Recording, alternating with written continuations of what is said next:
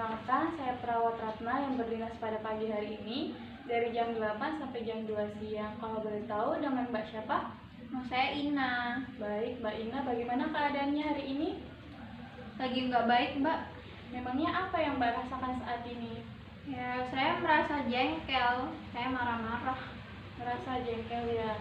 Bagaimana kalau hari ini kita berbincang-bincang tentang penyebab Mbak kenapa bisa marah dan jengkel, bagaimana? Ya, boleh. Jadi kalau boleh, nanti waktu berbincang-bincangnya sekitar 5 sampai 10 menit ya Mbak, bagaimana? Ya, terserah. Jadi kalau begitu, saya mau persiapkan diri dulu ya Mbak. Baik, mari kita mulai ya Mbak. Kalau boleh tahu nih, apa sih penyebabnya? Kenapa Mbak bisa marah-marah seperti ini? Ya, saya tuh merasa kesel aja gitu loh, Mbak. Saya tuh udah capek-capek masak, tapi suami saya tuh nggak mau makan. Alasannya tuh udah makan di luar sama temen-temennya gitu. Begitu ya. Lantas apa yang Mbak lakukan? Ya, saya itu banting-bantingin piring yang ada di meja makan yang sudah saya siapkan karena saya kesel gitu, nggak ada yang mau makan sama saya. Seperti itu ya Mbak. Iya. Lalu apakah Mbak melakukan kekerasan terhadap suami atau anak-anak Mbak? Ya enggak, saya cuman banting-banting aja gitu. Apakah Mbak tahu kerugian Mbak dengan marah-marah, dengan membanting piring-piring yang ada? Rugi? Saya nggak merasa rugi, Mbak, karena tuh saya tuh udah melakukan hal yang benar, karena saya membuat agar suami saya tuh peka sama saya. Gitu ya. Lalu bagaimana dengan keadaan anak-anak Mbak?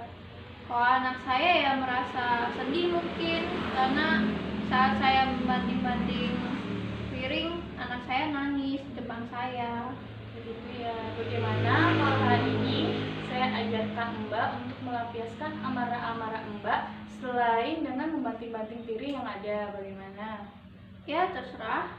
Baik, kalau begitu nanti saya ajarkan atau kita akan latihan melampiaskan amarah-amarah Mbak dengan hal yang positif, yang lebih positif lagi.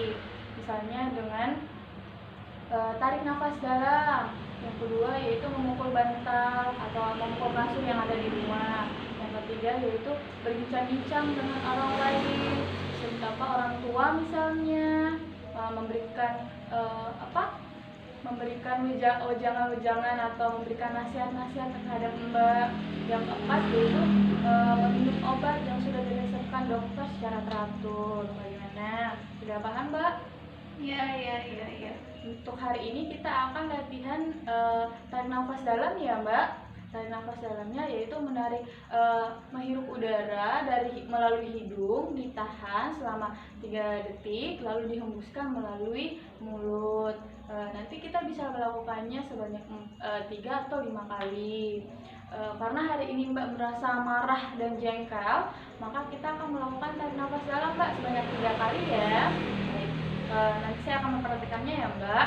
Baik. Tarik nafas Mbak, ditahan 1, 2, 3, hembuskan. Tarik nafas, tahan 1, 2, 3, hembuskan. Tarik nafas Mbak, 1, 2, 3, hembuskan. Baik, karena kita sudah melakukan tarik nafas dalam ini Mbak, bagaimana apakah Mbak yang rasakan saat ini? Ya, tadi agak lega sih, Mbak. Lumayan lega. Agak lega ya untuk tarik nafas dalamnya. Baik, hari ini saya cukupkan untuk latihan tarik nafas dalamnya ya Mbak. Besok kita akan melakukan yaitu yang kedua, yaitu memukul bantal atau memukul kasur yang ada. Bagaimana? Ya, bisa. Baik, kalau begitu saya siapkan jadwalnya dulu ya Mbak. Untuk jamnya jam 8. Bagaimana Mbak? Ya, boleh. Untuk tempatnya di sini atau kita pindah yang lain? Sini aja. Di sini aja. Baik, begitu besok kita akan latihan memukul bantal dan kasur ya Mbak, di jam yang sama yaitu jam 8 dan di tempat yang sama juga di sini. Baik, kalau begitu saya cukupkan ya Mbak.